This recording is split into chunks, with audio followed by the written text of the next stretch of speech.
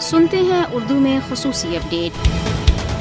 کل جماعتی حریت کانفرنس نے کشمیریوں سے اپیل کی ہے کہ وہ بھارت کی طرف سے اپنے مادر وطن پر غیر قانونی اور جبری قبضے کے خلاف 27 اکتوبر کو یوم سیاہ کے طور پر منائیں۔ حریت کانفرنس کے محبوس چیئرمین مسرت عالم بٹ نے نئی دہلی کی تہاڑ جیل سے جاری ایک پیغام میں 27 اکتوبر کو ہڑتال اور شام 7 سے رات 8 بجے تک مکمل بلیک آؤٹ کرنے کی بھی اپیل کی۔ انہوں نے تارکین وطن کشمیریوں سے بھی کہا کہ وہ اس دن احتجاجی ریلیوں کا اہتمام کریں اور پلے کارڈز اور بینروں کے ذریعے مقبوضہ جموں کشمیر میں بھارتی مظالم کو اجاگر کریں۔ حریت کانفرنس کے نظربند نائب چیئرمین شبیر احمد شاہ نے 27 اکتوبر کو مقبوضہ علاقے میں مکمل ہڑتال کی حریت کانفرنس کی اپیل کا اعادہ کیا ہے، جس کا مقصد بھارت کو یہ واضح پیغام دینا ہے کہ کشمیری اپنے مادر وطن پر اس کے غیر قانونی قبضے کو مسترد کرتے ہیں۔ شبیر احمد شاہ، جنہوں نے اپنی نصف عمر جہنم نما بھارتی جیلوں میں گزاری ہے اور اپنی زندگی بھارتی محکومیت سے آزادی کے مقدس مقصد کے لیے وقف کر رکھی ہے، کہا کہ فسطائی بھارتی حکومت کو نوشتہ دیوار پڑھ لینا چاہیے کہ اس کی ریاستی دہشت گردی کشمیریوں کے جذبہ آزادی کو دبانے میں ناکام ہو چکی ہے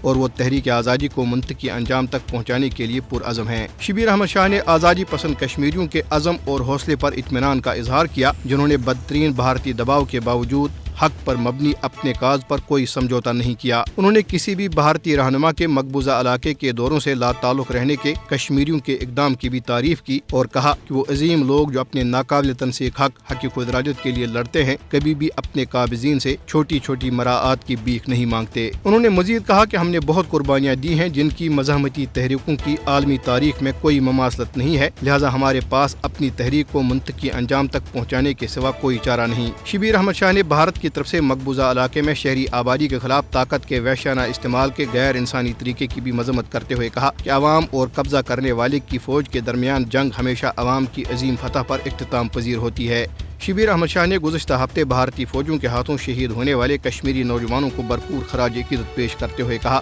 کہ شہداء نے تحریک آزادی کو اپنے خون سے پروان چڑھایا ہے اور کشمیریوں کا فرض ہے کہ وہ شہداء کے عظیم مشن کو ہر قیمت پر اس کے منطقی انجام تک پہنچائیں۔ انہوں نے اقوام متحدہ کے سیکرٹری جنرل پر زور دیا کہ وہ مقبوضہ علاقے میں شہریوں کے بےرحمانہ قتل، بلا جواز گرفتاریوں، کالے قوانین کے استعمال، ماورائے عدالت قتل اور خواتین کی بے حرمتی کا نوٹس لیں اور مسئلہ کشمیر کو عالمی ادارے کی سلامتی کونسل کی قراردادوں کے مطابق حل کرانے کے لیے کردار ادا کریں۔ بھارت کے غیر قانونی زیر قبضہ جموں کشمیر میں حکام نے بھارتی وزیر داخلہ امت شاہ کے سری نگر پہنچنے پر پورے علاقے کو فوجی چھاونی میں تبدیل کر دیا ہے۔ قابض بھارتی حکام نے سری نگر میں حفاظتی انتظامات انتہائی سخت کر دیے ہیں اور شہر ایک قلعے کی صورت اختیار کر گیا ہے۔ بھارتی پولیس لوگوں کی نقل و حرکت پر نظر رکھنے کے لیے ڈرون کیمروں کا بھی استعمال کر رہی ہے۔ بھارتی پولیس نے بڑے پیمانے پر کریک ڈاؤن کرتے ہوئے سینکڑوں موٹر سائیکلیں ضبط کر لی ہیں۔